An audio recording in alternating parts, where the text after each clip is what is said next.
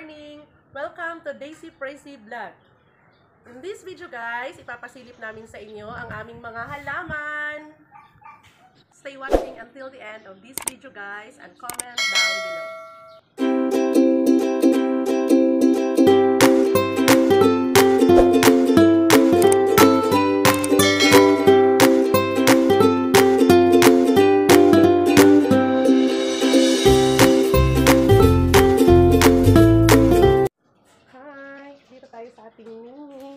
Nursery. Meron tayong sili. Yan, yung mahilig sa sili dyan. So, pwede na ito. Kahit hindi pa. Oh my God! Bilhin muna. Yan, sili guys. So, dito na area. Dito tayo katanin. Meron tayong mga empty na pots. Yan. Kasi nga, bago ko lang dilipat yung iba. Bago lang namin nalipat yung ibang plants. Then, yan siya, tataniman naman natin kung ano yung nandoon sa gilid lang walang pots. So ready for tanim-tanim na naman tayo guys. Bagong lipat lang kasi yung iba. Kabibili lang natin ng ating new pots. So meron tayong mga available na pots, pwede na naman natin taniman. Kasi malaki na kasi guys yung ibang bulaklak na nandyan dati. So need na siya i-transfer sa malaki na pots. So, ganun. So, i-flex ko lang ang ating nursery. Yan. Tapos dito na area. By the way, ito yung ating garden soil. So, garden soil yan siya, guys. Kasi yung lupa natin dito hindi masyadong mataba. So, kailangan natin ng garden soil. Ihalo lang siya dito na area. So, meron tayong mga gamit sa ating pagtatanim. Yan. Gamit natin. Meron tayong ito. Meron tayong pangkali. Kasi yung iba, madali lang siya magbaw yung ano niya. Madali lang siyang yung tawag ito, yung flowers. May mga flowers kasi guys na hindi matibay yung sting nila. So, kailangan mo lagyan ng tali para hindi siya magbaw or maganyan mabiga or bakit sa lupa. Ganyan. So, dito tayo ngayon. Dito, meron na yung ginahulong dyan. May ginababad na mga seeds. Meron mga papaya. May mga atchal. So, meron din tayong bangkiling. Yan.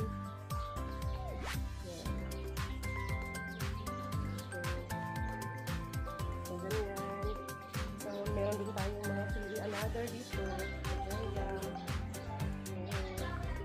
So, yan ang ating munting nursery, guys. Sana magustuhan nyo.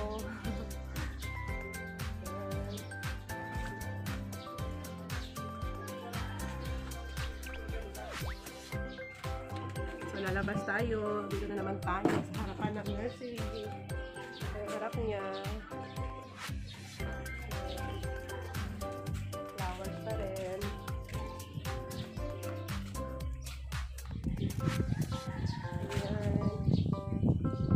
Start lang ito nung ano guys na nagkaroon ng nursery dito na area. Start lang. Kasi nga yung last year marami kaming manok, maraming mga projects si Ate Presi na manok, merong native, merong broiler. So hindi kami masyado makatanim dati ng mga bulaklak kasi nga ginakot-kot ng manok or ginutuka ng manok. Pero sa ngayon meron kaming manok pero konti na lang doon na sa kabilang area, sa kabilang lote namin nilagay yung kulungan. Dati kasi may kulungan ito dito ng manok. Halos manok yan siya. Dito na area. Yan. Last year, yun kasi yung project na press yung manok at saka broiler. May native, merong klaseng manok, merong pang sabong. Yung dalawa lang yun. Then, ano lang din. Minsan kasi dito na, sa amin guys, merong mga nag-immunize ng manok. Kaya dati, namatay lang yung mga manok na walang dahilan. Siguro sa amin na-immunize daw yun ng ibang manok sa mga bahay. Tapos nadamay yung mga manok namin. So, yan. Ngayon, flowers na siya lahat. Hindi na siya manukan. Meron din tayong rabbit, guys. 3 yan sila. Kaya lang, namatay na yung dalawa. Ito yung mga bagong setup natin, guys. Yan. Wow!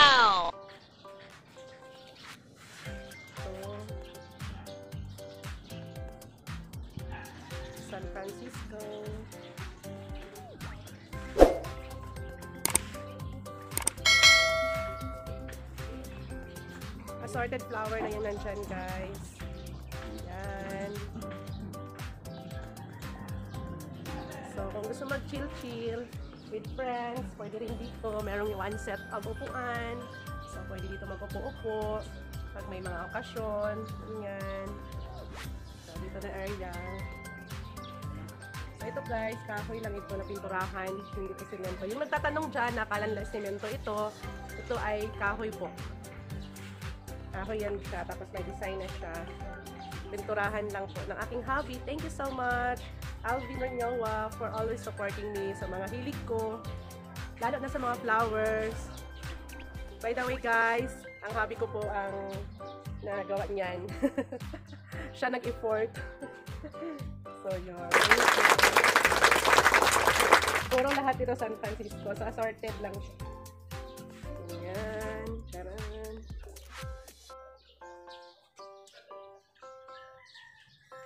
So ito siya na area guys. Maganda masyado siya. Kung gusto mo mag picture-picture, usually guys, maraming nag-take ng picture dito na side, lalo na mga nature, mga kapitbahay namin, mga dalaginding.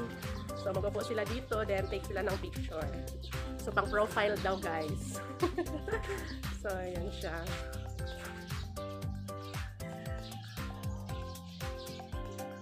So dito na area, ito na yung nakaset na flowers, then table.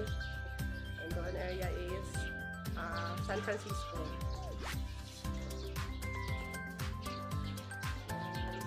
So dito naman tayo sa other side. Yan. Okay. So meron din tayong one set dito ng table and chair. Ito semento ito guys. Semento na siya. So dito tayo sa area na to. So dito naman, meron tayong San Francisco, then other din na, hindi ko masyadong alam guys, memorize ang mga pangalan nila. Ayan. So dito tayo sa ating side. So ito, another side po ng compound. So, assorted flowers pa rin with hanging plants sa taas. Yun yung mga hanging plant natin na collection. By the way guys, this March lang natin ito sila napalago. Yung start ng lockdown po. Kasi nga, na stay home. Then, nag-stop din kami doon sa business namin sa school canteen because of pandemic. So, ito dito guys. So, meron na tayong mga flowers. Medyo mainit-init na siya na area ngayon. So, dito naman, ang ating mga spider plants. Dito kasi na area guys, nalagyan ko ng mga mga gulay. Meron tayong gulay. Nabawasan ko na yan guys. May gulay tayo dyan. Meron tayong sibuyas bahon at saka kangkong at saka lubati. Pero hindi ko masyado siyang kasi gagamitin kasi ito na area para sa isda. Fish pan ito guys. So ngayon hindi pa namin gilagay yung isda dito kasi nga nag-init, then umulan. Hindi naman siya pwede na sobrang init at saka masisira ay mamatay yung isda. So dito tayo na area guys. Tcharan! So ito yung nalipat ko sa maliliit kasi minsan may mga friends tayo gustong maghingi ng bulaklak, pero magpunta dito gustong magbili. Dati for sale talaga ito lahat-lahat. Kaya lang, medyo paubos na, then wala nang matitira sa amin. Halos bilhin na nila lahat. So, nag-stop muna ako ng benta ng flowers. Kasi gusto ko, meron din akong mga collection ng flowers. Kasi, dati, everyday, merong talagang magpunta dito na magbili ng flowers, guys. Start yung nag-post ako sa Facebook ko na for sale ako ng mga flowers. So, glory to God, no, meron ding mga customers araw-araw. Kaya lang yung naisipan ko na magpadami. So, stop muna ako lang para magdami sila. Charan! Yung ibang mga flowers natin guys, binigay ng kapitbahay, binigay ng mga sisters ko. Hi ate! Tapos, yung iba naman binili ni Alvin, habi ko. Kasi nga, gusto niya rin yung mga bulaklak. So, ito sila guys, dito na area. Tadaan! So, kung sinong gustong bumili or humingi, guess lang kayo dito. Punta na kayo dito. So, open na for, officially open for sale. Pero sa mga friendship kasi, so, pag-usapan lang natin guys, ha? Okay, dito na side, meron tayong mga other, yung fortune na flower, bougainvillea na mulaklak na siya. Yan. Ito yung mga unfinished na product. Unfinished, hindi ko pa napinturahan guys, oh. Kasi nga, medyo busy pa ng konti sa ating vlog. Yan. Then ito, ready for paint na ito. Yan. Then the other side is lalabas tayo ng bahay. Ay, ng gate. Gate na bahay, gate. So, dito tayo sa labas. Medyo mainit na konti. Yan. Sorted lang siya guys kasi nga yung mga aso namin, sinisira nila yung mga bulaklak namin. So, kailangan marami kang malagay na flowers dito para hindi sila makapasok sa loob. Ano yan mo? Lagayan. So, dito din na area. Ito yung street namin. By the way, nandito tayo sa Purok 16 Block 8. Ito na tinatayuan ko na guys, na kalye. Belong siya sa Block 8. Pero yung bahay na natayuan ng bahay, belong siya sa Block 9. So Block 9 na yan siya din. Block 8 ito. Block 8 din sa kabila.